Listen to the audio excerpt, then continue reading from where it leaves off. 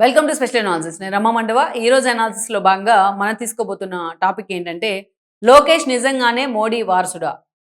ఢిల్లీలో ఏం జరుగుతోంది? రాయిటర్స్ ఎందుకు లోకేష్ని మోడీ వారసుడిగా ప్రొజెక్ట్ చేసింది? ఈ అంశాన్ని నేను టైటిల్గా పెట్టున్నాను. దాని గురించి మనం డిస్కస్ చేయబోతున్నాం. నిన్న మొన్న చూసినట్లయితే రాయిటర్స్ చాలా ప్రతిష్టాత్మకమైన సంస్థ. అది ఎప్పటి నుంచో కూడా అయితే దేశవ్యాప్తంగానే కాదు, ప్రపంచవ్యాప్తంగా వార్తలను అందించడం కానీ, ఎక్స్క్లూజివ్ స్టోరీస్ ఇవ్వడంలో కానీ తనకంటూ కూడా ఒక ఇండివిజువాలిటీ ఉంది. తనకంటూ కూడా ఒక రెప్యుటేషన్ ఉంది. అయితే ఆ రాయిటర్స్ మ్యాగజైన్ లేటెస్ట్‌గా మోడీకి సంబంధించి, మోడీ తర్వాత అంటే మోడీకి రేపు ఎన్నికల నాటికి అంటే 29 ఎన్నికల నాటికి ఆయనకి 79 ఏళ్ళు రాబోతా ఉన్నాయి. సో, అలాంటి పరిస్థితుల్లో మోడీ తర్వాత వారసులు ఎవరు అని చెప్పేసి ఒక సర్వే చేసినట్టు ఒక వార్తను ప్రచురించింది. దాని గురించి మనం ఆల్రెడీ వీడియో కూడా చేసున్నాం. అయితే వాళ్ళు ఆ పేరులో మోడీ వారసులు ఎవరు అన్నప్పుడు, మోడీ తర్వాత ప్రధాని ఎవరు అని అంటే దానికి సంబంధించి ప్రపోజల్ లిస్ట్‌లో కొంతమంది పేర్లు తీసుకొచ్చారు వాళ్ళు. ఒకటి అమిత్ షా, అదేవిధంగా దేవేంద్ర ఫడ్నవీస్, అదేవిధంగా చంద్రబాబు నాయుడు. వీళ్ళ ముగ్గురితో పాటు లోకేష్ పేరు కూడా ఆ సంస్థ ప్రచురించింది ప్రముఖంగా. అయితే ఇక్కడ చాలా మందికి ఇది డైజెస్ట్ కాలేదు. వాళ్ళు ముగ్గురు అంటే ఆల్మోస్ట్ మోడీతో సమకాలీకులే, కొంత ఎక్స్‌పీరియన్స్ ఉంది. సరే, ఫడ్నవీస్ లాంటి వాళ్ళు వాళ్ళకన్నా జూనియర్ అయినప్పటికీ, అటు అమిత్ షాకి పరిపాలనా అనుభవం ఉంది. అటు అదేవిధంగా చంద్రబాబు నాయుడుకి ఒక సుదీర్ఘ అనుభవం ఉంది. మోడీ కన్నా కూడా ఇంకా ఎక్కువ అనుభవమే. సో, వీళ్ళందరి పేర్లు వస్తే ఓకే గానీ, ఫడ్నవీస్ పేరు రావడమే కొంత వింత అనుకుంటే, దాంట్లో లోకేష్ పేరు కూడా పెట్టున్నారు. అసలు లోకేష్ మోడీ వారసుడిగా ఎందుకు ప్రొజెక్ట్ అవుతున్నారనే అంశం కూడా ఈరోజు చర్చనీయాంశం అవుతా ఉంది. ఈ రాయిటర్స్ మ్యాగజైన్ న్యూస్ ప్రచురించిన తర్వాత. లోకేష్ పేరు అసలు ఏ విధంగా వచ్చింది? ఏ విధంగా ఆ ప్రపోజల్ లిస్ట్‌లోకి వచ్చింది అనేది కూడా చాలా మందికి డైజెస్ట్ కావట్లేదు. ఇలాంటి న్యూస్ ద్వారా రాయిటర్స్ ఏదైతే తన రెప్యుటేషన్ తగ్గుతా ఉంది అనే చర్చ కూడా కొంతమంది లోకేష్ వ్యతిరేకులు దాన్ని ఇట్లా టార్గెట్ చేస్తా ఉన్నారు. అయితే ఈ స్థాయిలో లోకేష్ పేరు అక్కడ తెర మీదకి రావడం అంటే అంత వైబిలిటీగా లేదు లోకేష్ పేరు రావడము అనేది. అది కూడా ప్రధాని అభ్యర్థిగా. అది కూడా తన తండ్రి ఉండగా ఎన్నోసార్లు చంద్రబాబు నాయుడు జాతీయ స్థాయిలో రాజకీయాల్లో చక్రం తిప్పారాయన. యునైటెడ్ ఫ్రంట్ దగ్గర నుంచి నేషనల్ ఫ్రంట్ దాకా. ఎన్నోసార్లు తనకి జాతీయ స్థాయిలో అవకాశం వచ్చింది. ఎంతోమందిని ప్రధానమంత్రులను చేశారు, రాష్ట్రపతులను చేశారు, స్పీకర్లను చేశారు. అయినా ఎప్పుడూ కూడా ఆయన ఢిల్లీ మీద ఫోకస్ పెట్టల. ఎన్నోసార్లు చెప్పుకొచ్చారు ఆయన, రాష్ట్రమే నాకు ప్రయారిటీ, నాకు ఢిల్లీ రాజకీయాల మీద ఆసక్తి లేదు అని చెప్పేసి. కానీ ఈరోజు ఇప్పుడున్న పరిస్థితుల్లో ఆల్రెడీ ఎన్డీఏతో భాగస్వామ్యం ప్రభుత్వాన్ని ఏర్పాటు చేశారు.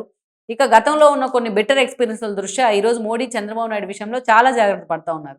ఒక నితీష్ లాంటి వాళ్ళని చూసిన తర్వాత ఈరోజు చంద్రబాబు నాయుడు ప్రయారిటీ ఏంటి అనేది మోడీ అండ్ అమిత్ షాకి తెలిసొచ్చింది. అయితే ఇదే సమయంలో ఓకే, చంద్రబాబు నాయుడు పేరు రాశారు. సరే, నెక్స్ట్ చంద్రబాబు నాయుడుకి పరిపాలనా అనుభవం ఎక్కువ ఉంది కాబట్టి ఆయన ఓకే ప్రధాని పీఠం మీద దృష్టి పెట్టబోతా ఉన్నారు.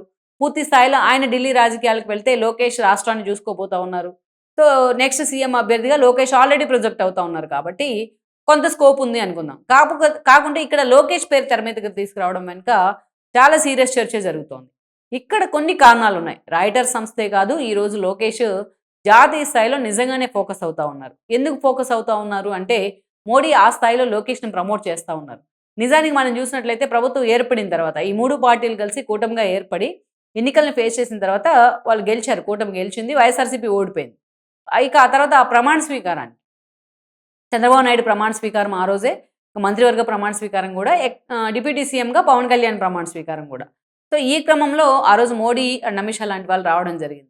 ఆ రోజు ఇక మోడీ లాంటి వాళ్ళ సమక్షంలోనే ప్రమాణ స్వీకారం జరిగిన తర్వాత అదే వేదిక మీద నుంచి పవన్ కళ్యాణ్‌ని ఆయన ఆకాశానికి ఎత్తేసే ప్రయత్నం చేశారు ఆ రోజున. ఇక అంతేకాదు, మనం చూసినట్లయితే అమరావతి పునర్నిర్మాణానికి వచ్చినప్పుడు కూడా పవన్ కళ్యాణ్‌కి తన జేబులోని తీసి ఆయన దగ్గుతుంటే చాక్లెట్ ఇవ్వడం జరిగింది. ఇక ఆ తర్వాత చూస్తే అదే వేదిక మీద నుంచి పవన్ కళ్యాణ్‌ని ఒకవైపు, చిరంజీవిని ఒకవైపు నుంచోబెట్టుకొని మోడీ ఫోటోలకు కూడా పోజులు ఇచ్చిన సందర్భం ఉంది. ఆ స్థాయిలో పవన్ కళ్యాణ్‌ని ఆయన ఓన్ చేసుకున్నారు అనే చర్చ జరిగిందనమాట. ఎందుకంటే ఆయన ఈ 3 పార్టీల ఏదైతే మద్దతు కూడగట్టడంలో, అంటే వాళ్ళని ఒక అలయన్స్‌గా ఏర్పాటు చేయడంలో Pawan Kalyan key role play చేశారు కాబట్టి మోడీ ఆయనకి ప్రయారిటీ ఇస్తున్నారని అందరూ అనుకున్నారు. ఆ తర్వాత కూడా పవన్ కళ్యాణ్ తిరుమల లడ్డు వివాదంలో కావచ్చు, తమిళనాడులో కొన్ని ఇష్యూస్ మీద కావచ్చు, సనాతన ధర్మం మీద ఆయన ఫోకస్ పెట్టిన విధానం కూడా ఆర్ఎస్ఎస్ మోడీ ఎజెండాను ఆయన ఇంప్లిమెంట్ చేస్తున్నారనే చర్చ కూడా జరిగింది. మోడీ వాయిస్‌ని పవన్ కళ్యాణ్ వినిపిస్తున్నారనే చర్చ కూడా జరుగుతా వస్తోంది చాలా రోజులుగా. అయితే ఇది కొన్ని రోజులు చర్చ జరిగింది. ఆ తర్వాత నుంచి కూడా లోకేష్‌ని ఆకాశానికి ఎత్తేస్తా ఉన్నారు మోడీ. ఆయనే స్వయంగా ఏపీకి వచ్చినప్పుడు మీరు నన్ను కలవండి, నాకు అపాయింట్మెంట్ ఇవ్వండి అంటూ కూడా లోకేష్‌ని కోరడం జరిగింది. లోకేష్‌ని స్వయంగా ఆహ్వానించారు. తన భార్య పిల్లల్ని తీసుకొని వెళ్లి మరి లోకేష్ ఆయనతో కలవడం జరిగింది. ఇప్పటికి ఆల్మోస్ట్ ఈ 2 ఏళ్ల కాలంలో లోకేష్ ఒక 10 సార్లు అయినా సరే మోడీతో భేటీ అయ్యి ఉంటారు. మోడీ కూడా లోకేష్ వస్తున్నారంటే అదే స్థాయిలో ఆయనకు అపాయింట్మెంట్ ఇవ్వడం దగ్గర నుంచి ఆయనకు రెడ్ కార్పెట్ వేయటం దాకా. సరే, మిగతా మంత్రులంటే ఆ స్థాయిలోనే ప్రయారిటీ దక్కుతా ఉంది. అది వేరే విషయం అయినప్పటికీ లోకేష్‌ని నిజంగానే ప్రొజెక్ట్ చేస్తా ఉన్నారు మోడీ అండ్ టీమ్. అందుకే మీరు ఎక్కడికి వెళ్ళినా మనం అబ్జర్వ్ చేస్తే లోకేష్ ఒకటే మాట్లాడుతా ఉన్నారు. మరో 15 ఏళ్లు డబుల్ ఇంజిన్ సర్కారే ఉంటుంది రాష్ట్రంలో, దేశంలో మోడీ ఉంటారు ప్రధానిగా, ఇక్కడ చంద్రబాబు నాయుడు సర్కారే ఉంటుంది అని చెప్పేసి ఆయన మాట్లాడుతూ ఉన్నారు. ఒక మెసేజ్ ఇచ్చే ప్రయత్నం జరుగుతూ ఉంది. అయితే లోకేష్‌ని ఆ స్థాయిలో ప్రొజెక్ట్ చేయడం వెనుక కూడా కొన్ని రీజన్స్ ఉన్నాయి. ఈరోజు చంద్రబాబు నాయుడు ప్రతి విషయంలో లోకేష్‌ని ఇన్వాల్వ్ చేస్తూ ఉన్నారు. ఉపరాష్ట్రపతి రాధాకృష్ణన్ ఎంపిక చేయడం దగ్గర నుంచి అనేక కీలక అంశాల్లో ఎన్డీఏ పక్ష సమావేశాలకు కూడా లోకేష్ హాజరవుతా ఉన్నారు. ఈరోజు పదే పదే లోకేష్‌ని జాతీయ స్థాయిలో కూడా చంద్రబాబు నాయుడు ప్రొజెక్ట్ చేస్తూ ఉన్నారు. అది అందుకే ఆ స్థాయిలో వాళ్ళకి ప్రయారిటీ పెరుగుతూ ఉన్నాయి. మనం చూస్తే గూగుల్ డేటా సెంటర్ రావడంలో లోకేష్ తపన ఏంటనేది దగ్గరుండి చూశారు మోడీ. ఆయన ప్రభుత్వ పాలసీనే మార్చుకునే విధంగా లోకేష్ అటు మోడీ అండ్ టీమ్‌ని కన్విన్స్ చేయగలిగారు. గూగుల్ ఏఐ డేటా సెంటర్ ఎందుకు రావాలి వైజాగ్? ఏమీ లేని అమరావతి వైపు ఎందుకు వాళ్ళు ఫోకస్ పెట్టాలి అనుకుంటే, ఆ డేటా సెంటర్‌ని వైజాగ్ వైపు, అమరావతి వైపు, రాష్ట్రం వైపు చూసేలా చేయగలిగారు లోకేష్.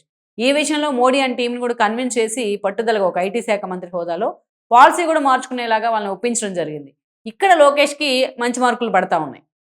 ఇక గూగుల్ డేటా సెంటరే కాదు, కాగ్నిజెంట్ కానీ, అదేవిధంగా చూస్తే ఈరోజు మిగతా రాష్ట్రాల మీద కూడా, అటు కర్ణాటకలో కాంగ్రెస్ ఉంది, ఇటు తమిళనాడులో డీఎంకే ఉంది.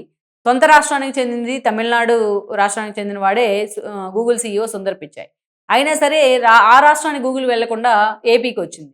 ఆ అంశం మీద క్వశ్చన్ ఎదురైనప్పుడల్లా లోకేష్ తమిళనాడును టార్గెట్ చేశారు. ఇక కర్ణాటక రోడ్లకు సంబంధించి, అక్కడ ప్రభుత్వ పాలసీలకు సంబంధించి ఎన్నోసార్లు లోకేష్ వాళ్ళని టార్గెట్ చేస్తూ ఆయన కూడా టార్గెట్ అయ్యారు. సో ఇది అంటే మోడీకి యాంటీ ప్రభుత్వాలే ఉన్నాయి అక్కడ. డీఎంకే కావచ్చు, ఇటు ఇక్కడ చూసినట్టయితే కాంగ్రెస్ కావచ్చు. వాళ్ళకి అవకాశం వచ్చినప్పుడల్లా లోకేష్ అదే స్థాయిలో వాళ్ళని టార్గెట్ చేస్తూ ఉన్నారు. అందుకనే ఈరోజు మోడీ దగ్గర కానీ, అమిత్ షా దగ్గర కానీ లోకేష్‌కి మంచి మార్కులు పడతా ఉన్నాయి. బీహార్ ఎలక్షన్‌లో ప్రచారం చేయడానికి కూడా లోకేష్‌ని పిలిపించారు అంటే, ఆ గూగుల్ రాష్ట్రానికి తీసుకొచ్చిన ఒక బ్రాండ్ వాళ్ళకి ఉపయోగపడుతుందని అక్కడ. సో ఎన్డీఏ తరపున ఆయన అక్కడ వెళ్ళడం జరిగింది ప్రచారానికి కూడా. ఇలా లోకేష్‌కి ప్రతి విషయంలో కూడా ప్రయారిటీ ఎందుకు పెరుగుతోంది అంటే, ఆబ్వియస్లీ లోకేష్‌ని ప్రొజెక్ట్ చేసే ప్రయత్నం జరుగుతోంది మోడీ వైపు నుంచి. సో రాష్ట్రం వైపు నుంచి అనేక అంశాల మీద దృష్టి పెడుతూనే ప్రతి విషయంలో అటు మోడీని అండ్ అమిత్ షాని కూడా లోకేష్ కలుస్తూ ఉన్నారు, ఇన్వాల్వ్ చేస్తూ ఉన్నారు. సో ఆయన పనితీరు వాళ్ళకి నచ్చుతూ ఉంది. చంద్రబాబు నాయుడు వారసుడుగానే కంటే దానికి అతీతంగా ఆయన ఇండివిజువల్‌గా ఆయన పూర్తి స్థాయిలో తను కూడా మార్కులు కొట్టేస్తూ ఉన్నారు. అందుకనే వాళ్ళకి నచ్చుతూ ఉన్నారు. ఆ స్థాయిలో ఆయన్ని ప్రమోట్ చేస్తూ ఉన్నారు. సో అది జాతీయ స్థాయిలో ప్రతిరోజు ఏదో ఒక రూపంలో వార్తాంశం అవుతూ ఉంది, చర్చనీయాంశం అవుతూ ఉంది.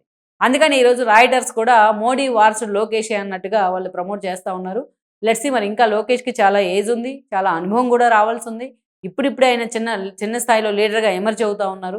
అలాంటి పరిస్థితుల్లో మరి మోడీ కూడా ఆ స్థాయిలో ప్రమోట్ చేస్తున్నారు కాబట్టి, అందుకే చంద్రబాబు నాయుడు వారసుడు అనే కంటే మోడీ వారసుడుగానే లోకేష్‌ని జాతీయ మీడియా కూడా ప్రొజెక్ట్ చేస్తూ ఉంది. లెట్స్ సీ మరి లోకేష్ అయితే మాత్రం ఈ విషయంలో ఇంకా ఎక్స్‌పీరియన్స్ గెయిన్ చేయాల్సిన అవసరం అయితే ఉంది. మరి ఆయన భవిష్యత్ కార్యాచరణ అటు జాతీయ రాజకీయాల్లో ఎలా ఉండబోతుందనేది కూడా మనం చూడాలి. Please share, like and subscribe R24 Telugu YouTube channel.